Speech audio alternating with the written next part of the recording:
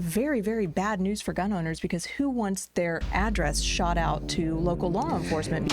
We are the Armed Attorneys. Today we're talking about the NICS Denial Notification Act of 2022. Now, this was part of a larger piece of consolidated appropriations that kind of flew under the radar, but it's going to have some wide-reaching impacts on a whole lot of gun owners, so you're going to not want to miss this. But before we begin, I got to give a shout out to our friends over at Legal Heat. Legal Heat has provided thousands of classes for folks to get their licenses and permits to carry across the United States.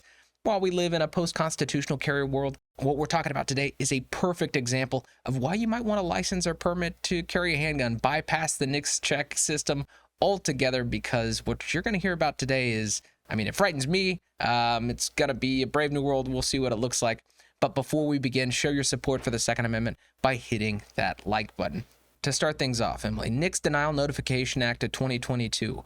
I don't think it's been as widely talked about as it should be. No, it certainly has not. So I think let's take a step back. You go to the gun store, you fill out your 4473, and you get that background check submitted to the FBI for your NICS check. Now, if you have a license to carry from certain states that actually let you bypass that NICS check via the license to carry, that's great. It doesn't go through NICS.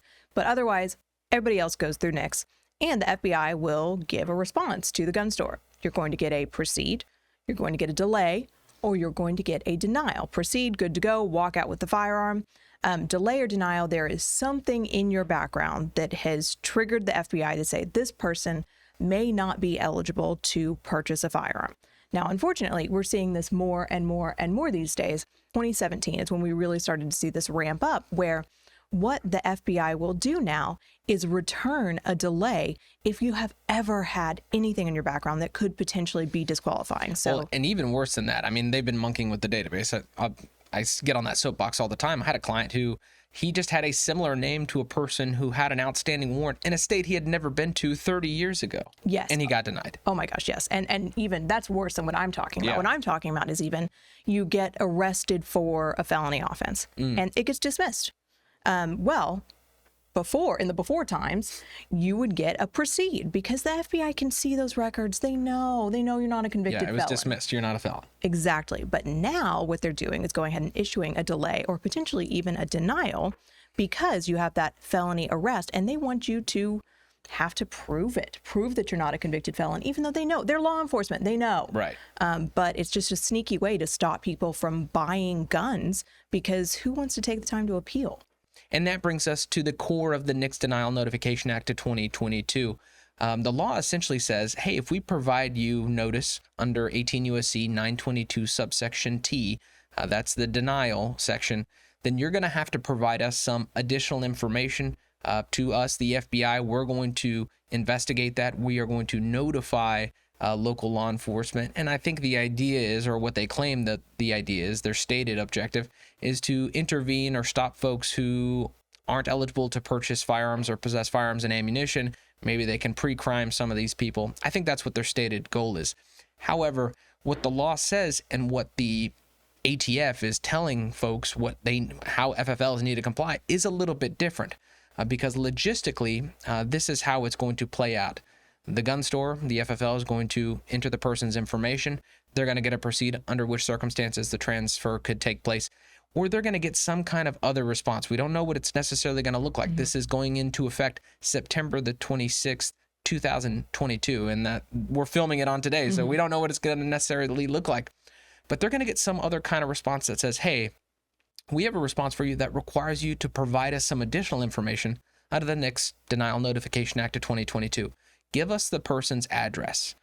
And so the FFL will not be able to go any further with a transaction until they type in the purchaser's address, at which time then the FFL will get, hey, this was a denial, or hey, this was a delay, which I think is a little messed up because I don't think the law requires the reporting of addresses for delays. Right. So what the law actually says and how FFLs are being told that they must implement it totally different. So the implementation is far broader than the law itself.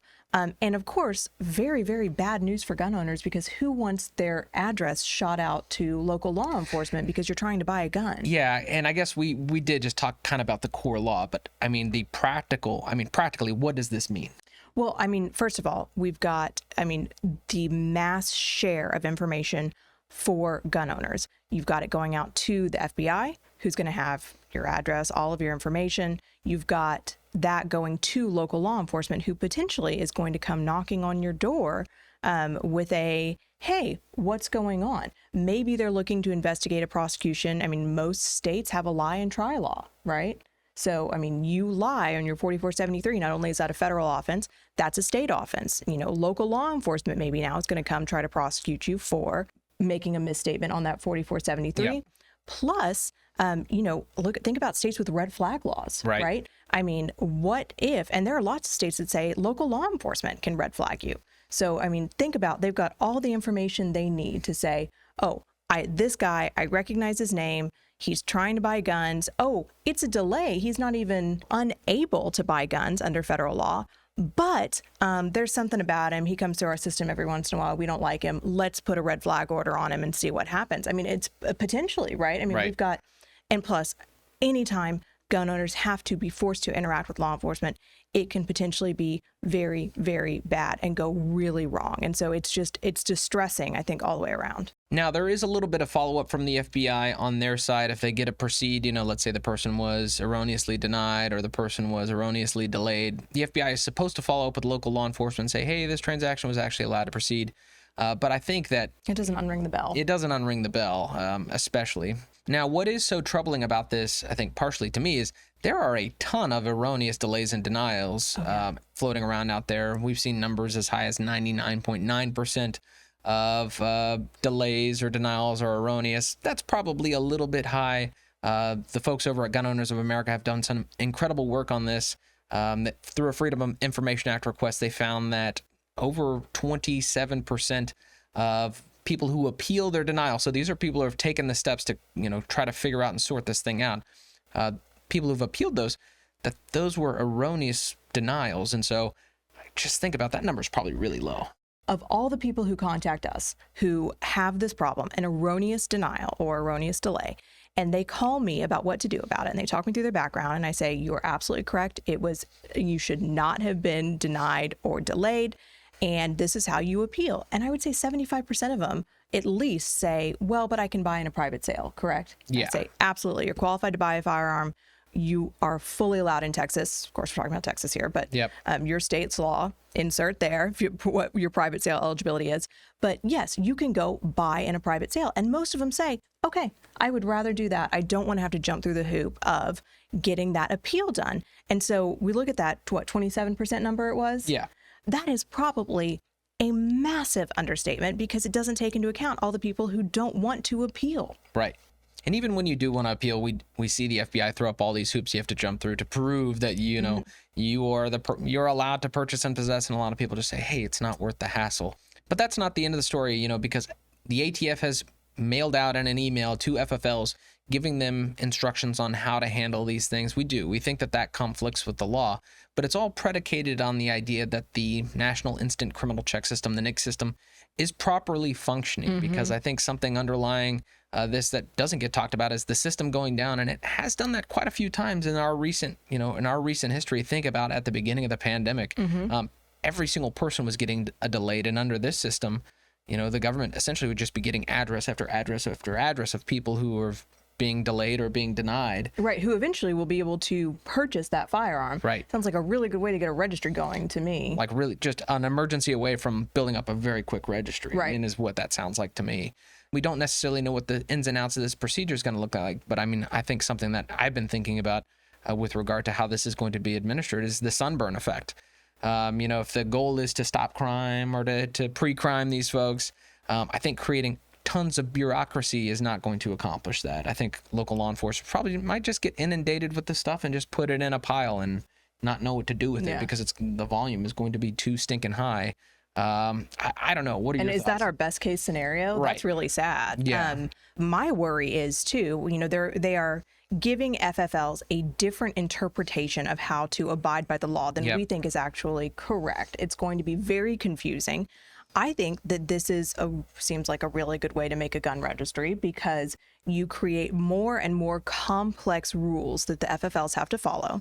And then when they do something incorrectly, or they make a transfer they should not have made, the Biden administration has said, zero tolerance, right? Zero tolerance for FFLs who make a mistake. So, and then once you are revoked, all of your records go, right? We have to go back through like 6 decisions this administration has made so far, but I think it's important, right? They have said zero tolerance. We're going to yank your license for one mistake. They've also said you don't get to destroy records anymore, because it used to be 20 years, you could destroy the records of the purchases, not no more. So now we have all of these records in perpetuity that the FFL dealer has to maintain. And once you are out of business as an FFL, all of those records get sent to who, Richard? Yeah, they get sent back to the FBI. They get sent back to the federal government. And so if you create more and more complex rules that the FFLs have to follow, they will mess up, which means their licenses will get yanked, which means all of your records in perpetuity go to the federal government. And I know I don't want to be an alarmist about a gun registry, but it just seems to me that's a really good way to create a gun registry. Yeah.